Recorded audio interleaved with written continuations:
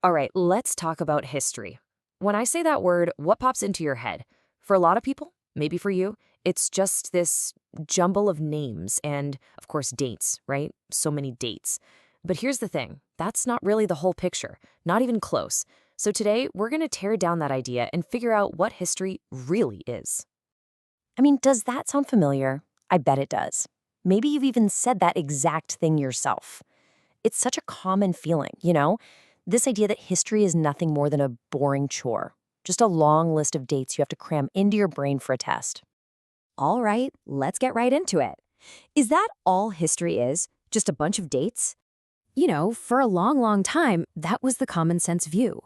History was pretty much just dates. It was all about when did this king get the crown, or when was that big battle fought? But is that really true? Is that what it's all about? So let's look at this a different way. What if history isn't about answers, but about questions? Questions that are hiding in plain sight. Okay, so here's the big idea.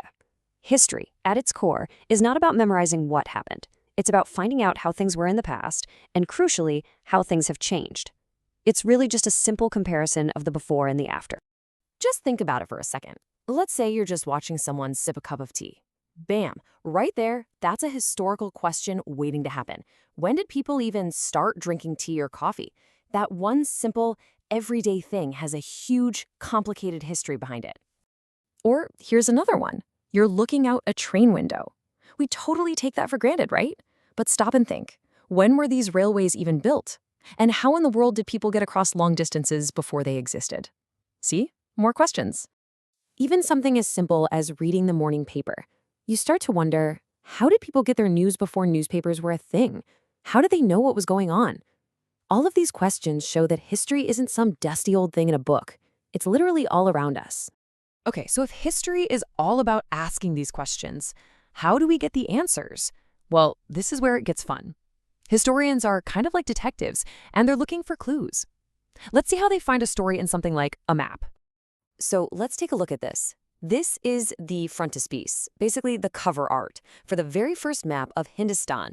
It was made by a guy named James Rennell back in 1782. And trust me, this image isn't just a pretty picture. It was made to tell a very specific story. Okay, so let's break down who the characters are in this scene. First, you've got the Brahmins. They're here to represent India and its ancient traditions. And then you have Britannia. You've probably seen her before. She's the classic symbol of British power. Now look at the action. What's actually happening here? The Brahmins are handing over their ancient sacred texts, the Shastras. But here's the key part. They look like they're doing it willingly. They're offering them up. This wasn't an accident. The artist drew it this way for a reason. It's as if they're asking her to become the protector of Indian culture. It's as if they're saying, here, please take this and look after it for us. That's some powerful visual propaganda right there. So what's the takeaway? This map's cover isn't just a drawing. It's pushing a very specific, very British point of view. It's trying to sell the idea that their takeover of India wasn't a forceful conquest, but a peaceful, even welcome transfer of authority. And that is what studying history is all about. It's learning how to read between the lines and spot these hidden stories. So that brings us all the way back to the beginning. What about the dates? If history is this cool detective work, why are we all so stuck on memorizing dates? Well, it comes down to two different ways of looking at things. The old way of doing history was really just an account of battles and big events. Stuff concerning rulers and their policies. And for that, yeah, you need to know when the king got crowned. The dates are important. But the new way is about change over time. It's about finding out how things were in the past and how they changed. It's about comparing the before and the after, which is a much bigger story. So, why does any of this matter now? Why should you care? Because history isn't just about the past. It's a skill. It's a way of critically reading the world that's all around you today. It teaches you to look at, anything, and ask those key questions.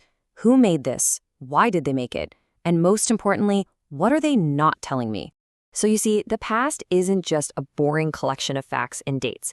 It's a whole mess of arguments, different stories, and competing perspectives. And once you really get that, you'll start to see the world around you in a whole new light. So I'll leave you with this. What stories are the images you see every single day trying to tell you?